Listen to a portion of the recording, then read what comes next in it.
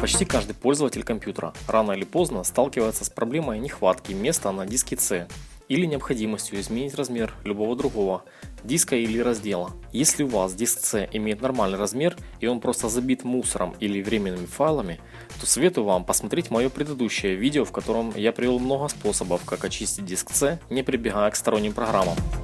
Но бывает, что диск C изначально маленького размера и необходимо увеличить его место. Сделать это можно с помощью многих способов и программ, у которых в принципе мало отличий. Поэтому я покажу, как это сделать на примере одной программы – Acronis Disk Director. Программа имеет русскоязычный интерфейс, так что ни у кого сложностей не возникнет. Запускаем программу от имени администратора. Как мы видим, диск C забит, а на диске D есть свободное пространство, которое можно отдать диску C. Вызываем окно изменения размера, сначала диска D. Слева ползунком отодвигаем содержимое диска направо, чтобы между C и D образовалось пустое место.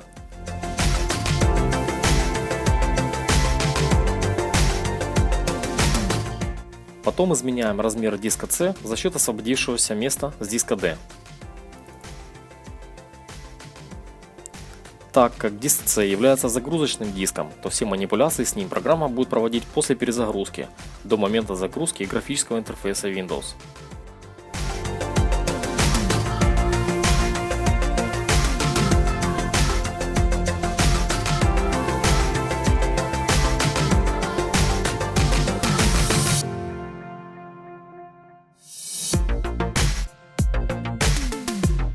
Вот и все. Как мы видим, теперь диску C будет намного комфортнее работать. Но я бы вам рекомендовал сделать загрузочный носитель с этой программкой, так как очень часто может пригодиться, особенно в тех случаях, когда какой-то процесс в Windows не дает нам нормально работать даже с незагрузочными дисками. И изменить размер любого другого диска под Windows просто не получается. Вставляем флешку любого, даже маленького размера. Можно и диск, но я предпочитаю работать с флешками.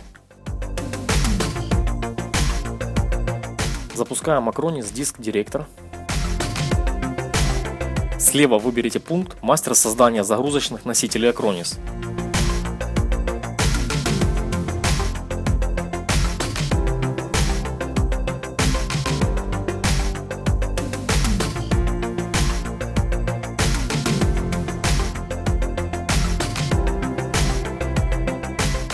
Выбираем съемный диск, в моем случае, или запись на компакт-диск, и программа запишет нужные для работы файлы на флешку, и вы, загрузившись с флешки или диска, сможете легко сделать все необходимые манипуляции с дисками или разделами.